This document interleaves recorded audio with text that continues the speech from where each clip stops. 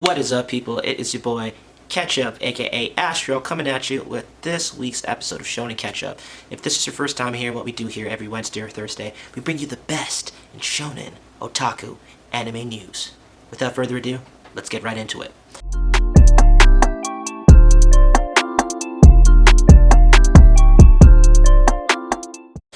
So this week, I feel like I got a lot of sad, negative things to report to you, but someone's got to do the job, and it's ya boy. So, here we go. Tokyo Revengers. I know we got a lot of Tokyo Revengers fans. That series has been doing numbers. The manga been selling like hotcakes. I believe it's the #1 sold for this year in terms of, just volumes. So, obviously killing the game, and it's a heavy competition considering what's out and what's been showing within the past year, but Tokyo Revengers stands atop. Unfortunately, we will actually be getting the final episode of its anime run this Saturday. So, all you Tokyo Revengers fans, if you did not know, it is unfortunately the last episode that we will be getting this Saturday. Now, it is left at some sort of a climax based on, the episode that we got this week. So it's going to be very exciting to see how they decide to end off the anime. And with the success that we've gotten, I'm certain we're going to get a season 2. It is just a matter of when. I told you I had sad news, and, the Tokyo Revengers stuff is already pretty sad, but this one might just take the cake. Unfortunately, ladies and gentlemen, FAIRYTALE is coming back. Man, this some old bullshit. And I know you FAIRYTALE fans are going to dislike the video. I can't lie, man. I can't be fake. FAIRYTALE kind of sucks. And it's coming back. And it's like a prequel. Like most people, I watched FAIRYTALE, and, it used to be, pretty decent. I actually really enjoyed it, and, there's certain arcs I would actually go back and watch, but holistically, my issue, like a lot of people's issue, is power scaling. This is a news video. It's not about my opinion. I can make a FAIRYTALE rant anytime, really, but the fact of the matter is, FAIRYTALE is a little controversial in, the anime communities and discussion boards, just because of its glaring holes and plot holes and over-the-top fan service, but that's not really the problem.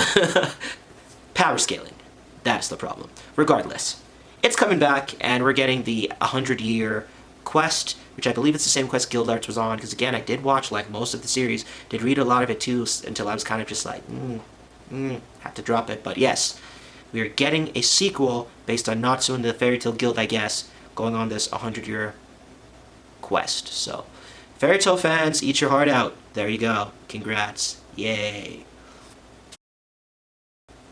Next story. So, we actually got a popularity poll from Black Clover. Any Black Clover fans out there? Any Black Clover fans out there? Like I could hear you guys. I can't. Anyways, so we got a popularity poll, and what I'm going to do is let you know who Japan picked for their top 5 characters, and I don't know why these polls in Japan always tend to surprise me, whether it be their favorite manga or their favorite characters. The only ones that don't really surprise me are the One Piece polls, but my goodness, let me tell you how this list goes. So, in spot #1, we actually have Noelle, which, I would not have expected her to be #1.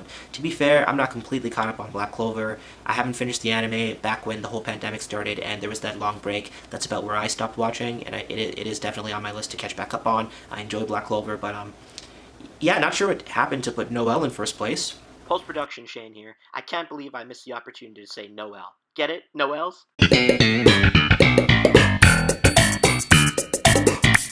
Naturally, we got Asta in the top 5. He's #2.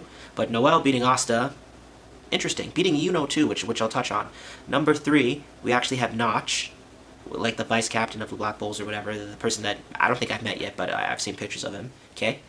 So #3, he looks pretty cool, so I'm not really surprised there. I don't know what his deal is, but he looks like a badass.